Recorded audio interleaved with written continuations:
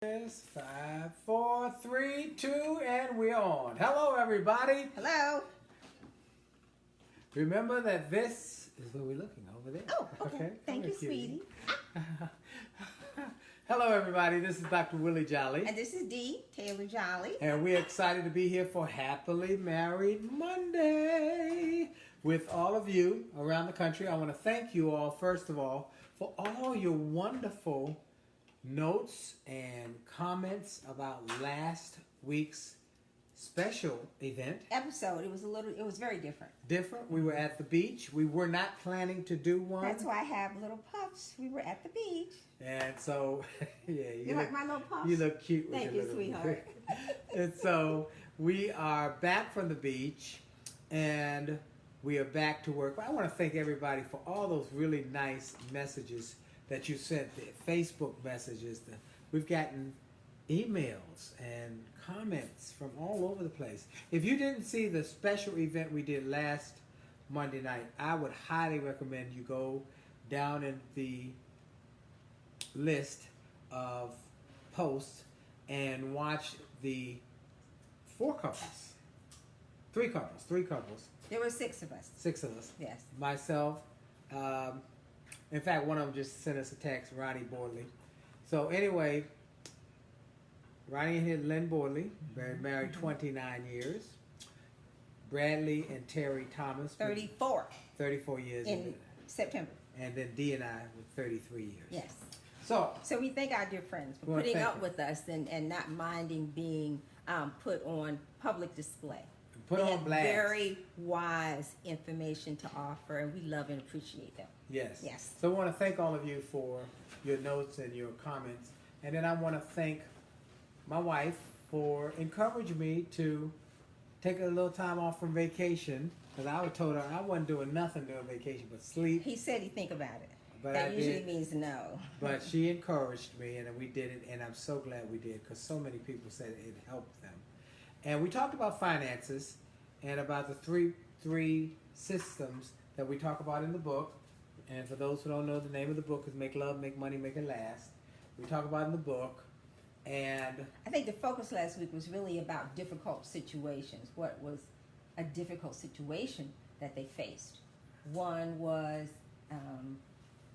combining when finances and living off of one income when Terry stayed home to raise the kid. That was Brad and Terry. Right. Okay. Right. Ronnie and Lynn's was very different. Yes. Because Ronnie talked about actually being a part of the sandwich generation. Right. And having to be responsible and work with aging parents and health issues. Right. And then we talked about the blending of families and the difficulty there. And somewhere in there, we also talked about how we managed our finances in the 3 different pots. So that was a very interesting conversation. So we're going to stay on task this time because last week we went an hour and we really are like 30 minutes. That was special, though. That was a special event. That's okay. why we went an hour. So this week our focus is going to be on cheating. Well, really about regaining trust. And how do you... Cheating!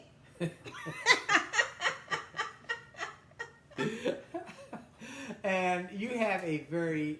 Jay cheated! Now what are we going to do about it? Oh, no, I didn't cheat. They make sure they do it. Right. Okay, we actually have a letter that just came in, an email. Yeah. Okay, so we thank people. And we might have some more coming in because people are really... Okay, so here we go. Let's be focused. Okay, the letter, the email says, "You two are a godsend. Your topics are right on time." Here's her note. "About a year ago, I found out that Mr. Man reached out to an ex-girlfriend. He said he only called her to ask how she was doing and about her family. I know there's 2 sides to every story, so I messaged her my number and asked her to call me. Wow. She called. And we talked, and she confirmed the same. Said there was no flirting or anything I should be concerned about. She also said that he never mentioned being in a new relationship with me. When I questioned her about when they were last intimate, she gave the exact date of when he and I had a really bad fight about 2 months after we first met. Of course, he denies that bit of the story, but why would she lie about that only to tell the truth about the nature of his call? I don't think I would be upset had he not told me he was completely over his last relationship and that he wanted to date me exclusively. He told me stories of how this ex disrespected him, cheated, and was a low-down dirty shame. He also insisted I refrain from communicating with guys I dated before him, many of whom I still consider good friends. Now, I'm not a jealous or insecure woman. I believe adults are capable of being just friends as long as everyone respects those boundary lines and is honest with one another. So to find out that he was secretly communicating with an ex who supposedly mistreated him had me fuming. The big sneaky hypocrite. To make it worse, at the end of my conversation with her, I dialed her number into his phone to see if she was stored in his contacts, and he had her programmed as his brother's home. Oh my goodness. Long story short, I struggled for over a year with trusting him again. Every time I flash back to how I felt at that moment, I get angry all over again. We sought out couples counseling, which ended after just one session because the therapist made me feel like I was wrong for not willingly trusting a liar. After a year or so of meltdowns, praying, and throwing hammers, I believe he changed his stupid ways, and we've been in a better place, growing stronger. We joined and attend church together, and we just signed up for Marriage University with the plan to marry next year. It's just those dang flashbacks won't let me loose. I honestly don't enjoy reliving that drama, and I don't want to keep holding that over his head. He's proven to be a great man, a true partner, and has shown sincere remorse for being tricky. I am not looking for an out. Walking away is easy. I want us to work. I truly feel he is worthy of me. How do I take control of the negative flare-ups and move on to a permanent, happier place? Is it possible to fully trust again? Okay. So, wow.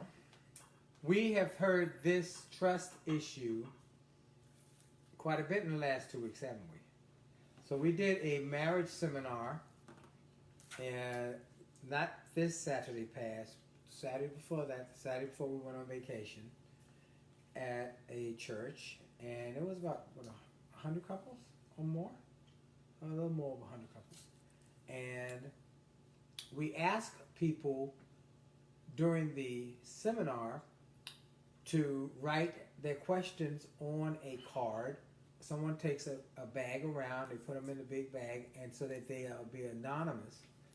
And we got that same question in a different form, but same basic question: how do you regain trust?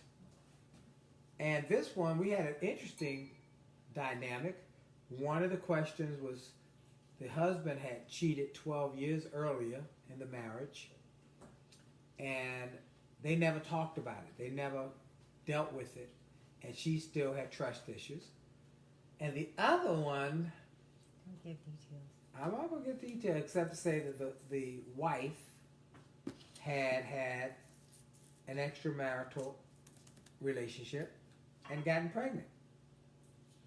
So, and the husband was saying, how do I hang in here, and how do we gain with the pregnant wife, and how do we work on our relationship? So is that trust too? Is that a Well, trust issue too? I think it's trust as well as fidelity or infidelity. Well, so there are two things. How do you handle when somebody cheats? Yes. And how do you regain trust? Right. Let's talk about those two things. Okay. So that's in very the book, specific. many of you know, if you have the book, you know I tell the story of my neighbors. Now, this is how they stayed together. It's not, we didn't really deal with her trust level. But the story was that was based on their faith. that was based on their faith, her faith, that she stayed with him after having 2 children out of wedlock with women in the neighborhood while they were still married. But I think what we're saying here... And she said, I took him for better, for worse, for rich, for poor, in sickness or in health. And I kept my vow.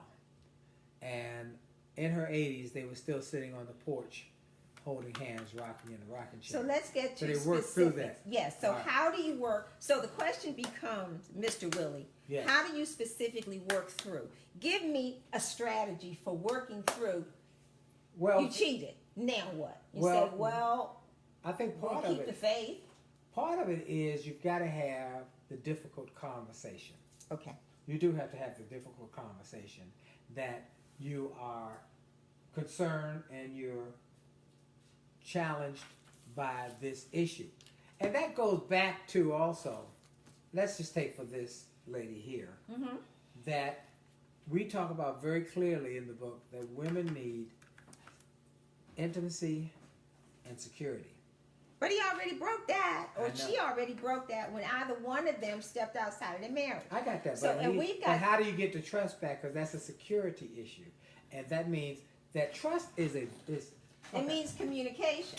Hold on. So Trust is how do I know what this- trust looks this like?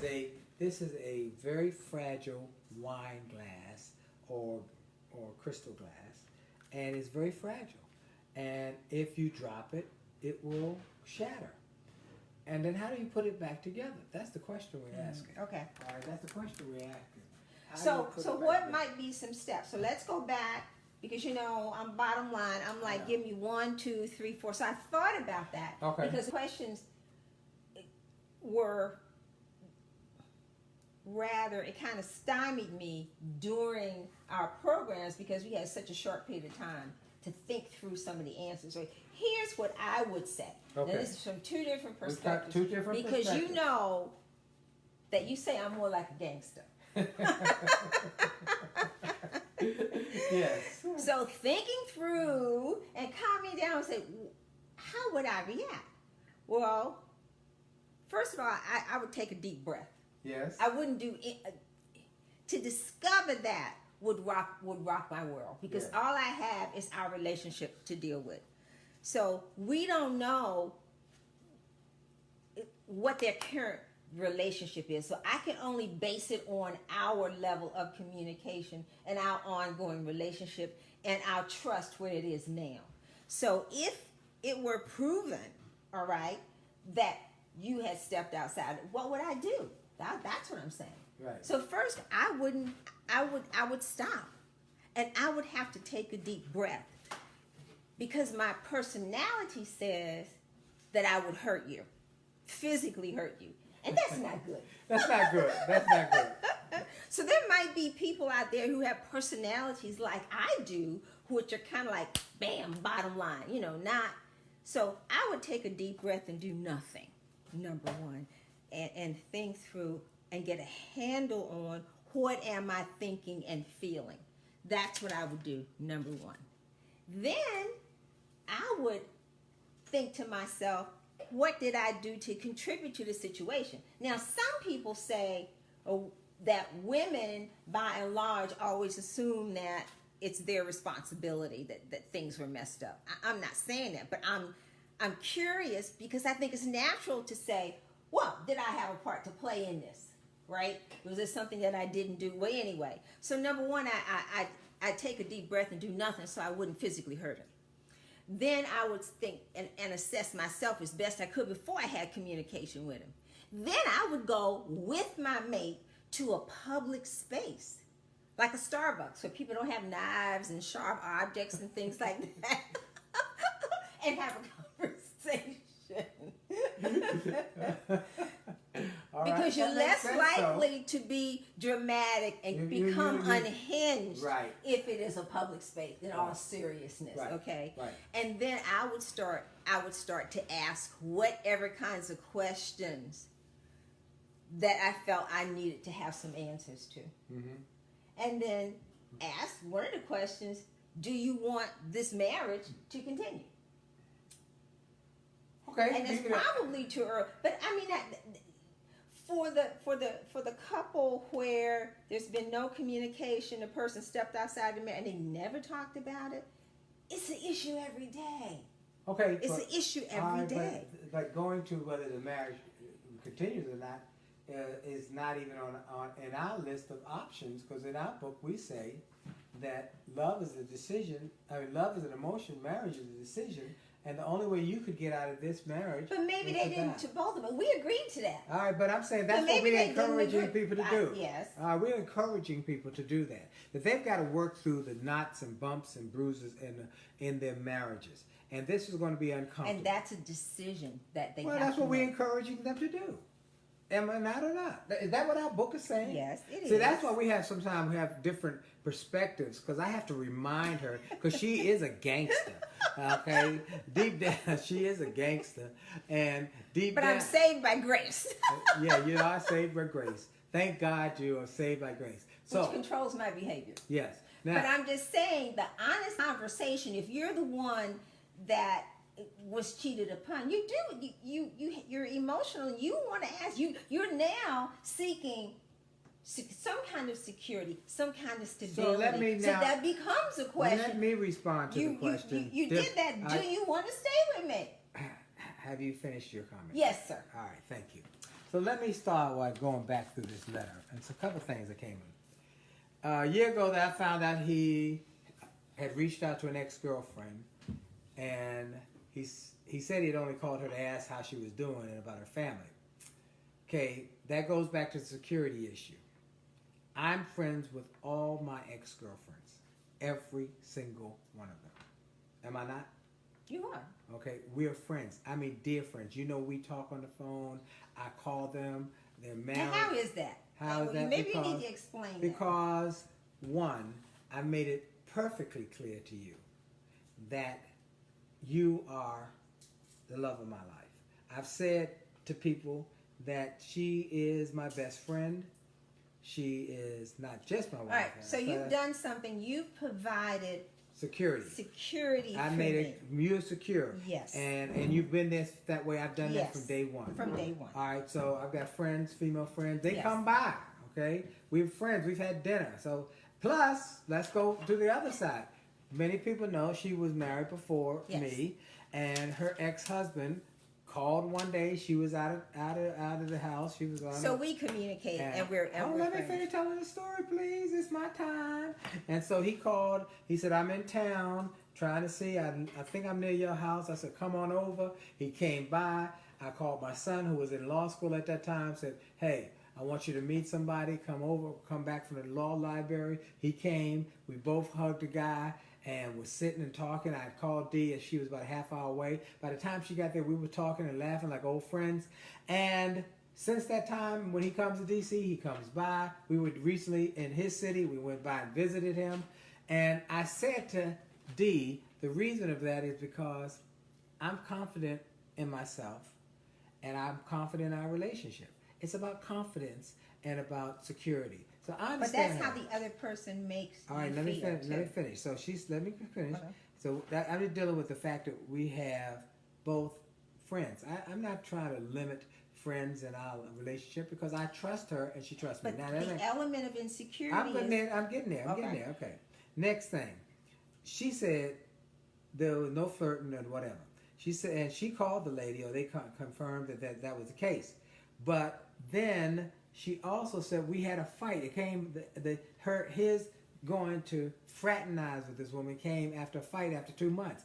That's the big problem I had.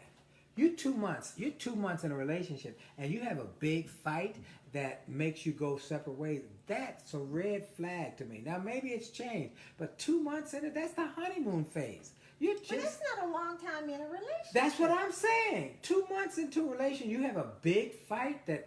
So that was a concern. Now, look, of course, he told different parts of the story, didn't tell the whole truth. But at this point, what seriousness have you in this relationship? Y'all are still dating. Y'all are not courting.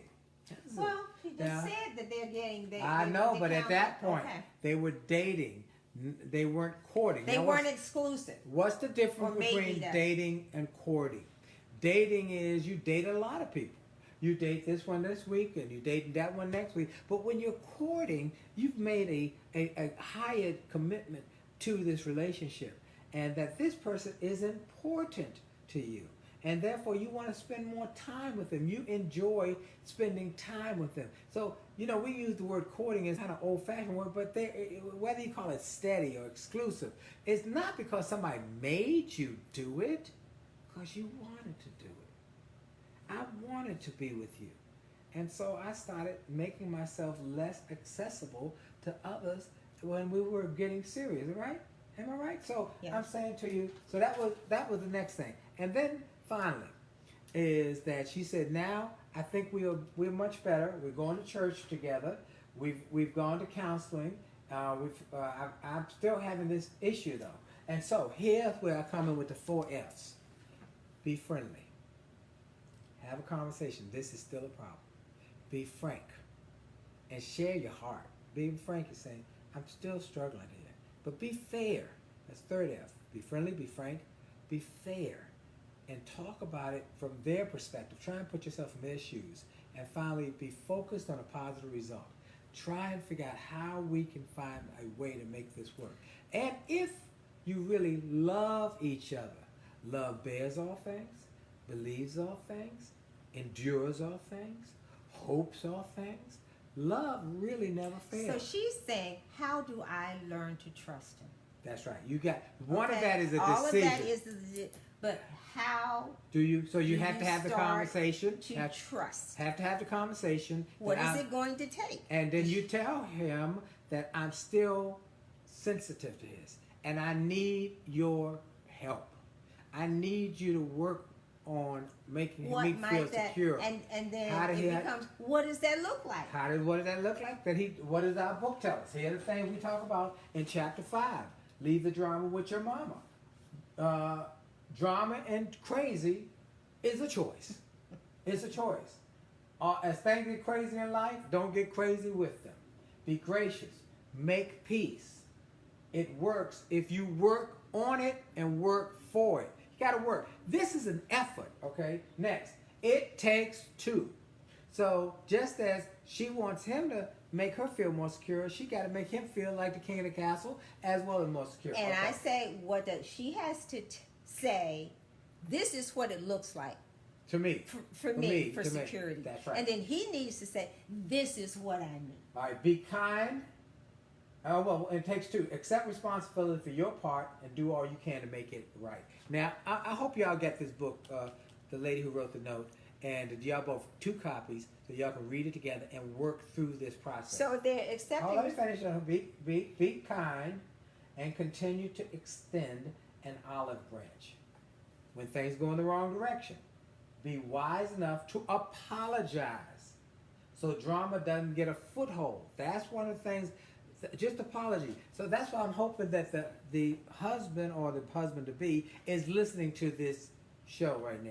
Women need security. They need to feel you got them. You got them. Or whatever security is for them. And right. Men are not mind readers. None of us are mind readers. So if this is still an issue for you, and it is, you need to say, this is still an issue for me because, and this is what I need you to do to make me feel secure. Right. Always be considerate. Practice always thinking about your mate and how they feel. Go back. What does she feel? I'm trying to think, how does Dee feel? And he won't really know initially unless I tell him. Hello. Come on. Be friendly, be frank. You got to talk about it. Communication. And then make your home a no drama zone. No drama. We don't have drama in our household. We don't have drama. We don't argue. We haven't had an argument in over 30 years. We don't agree all the time. And so you can see we don't always agree. We don't always agree, but we don't argue. And arguing brings in all sorts of ugliness and ugly conversations and raises your temperature and raises your blood pressure. Not necessary. Stay away from drama queens and drama kings. Don't listen to negative people who tell you, if I was you. No, you shouldn't be talking to other people about your relationship. Only those people who are in positive, healthy relationships. That's right. That's exactly right. So here's what I encourage you to do. Get the 2 books and get the audio CD, the 2 CDs that come with the audio book. And get the 2 CDs, listen to them, and then also read the book together. Do this and practice this. And to the lady, I'm encouraging you to have with your prospective mate, who y'all are doing better, that 4 F's. Be friendly, be frank, be fair, be focused on a positive result, and say, this is how this makes me feel. And it does take time.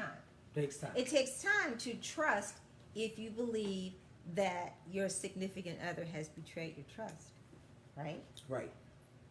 And you need to tell them what it looks like for you to feel secure.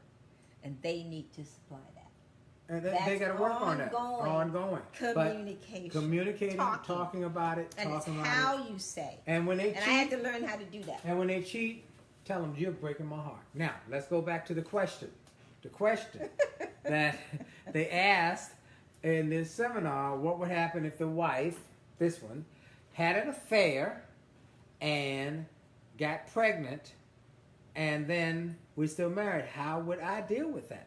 And that was a great question from the male to the... And I said, my response was, first of all, that would be a medical miracle. Okay, that would be a medical miracle for her to have a baby at this age. Okay, yeah. all right. All right, but second, I would tell her, you broke my heart. I'm very disappointed. I'm hurt. And I make it clear, here's how... And you wouldn't be angry? I'm not saying I'm going to be. Okay. Here's how you made me feel. Rather than being angry, it's more about saying, here's how this made me feel. And you wouldn't ask, well, why'd you do it? Huh? That's secondary. Okay, that to me is secondary. Okay, I mean, if we got in a conversation and talked about it, but here's how that made me feel for whatever reason. Then, third, I'd say, but I made a commitment that we end this to the end. And so, is that a good man? Or the only way you can get out of this is to die. I think I would hurt body parts and all. Because I'm not going anywhere. But there'd be some pain.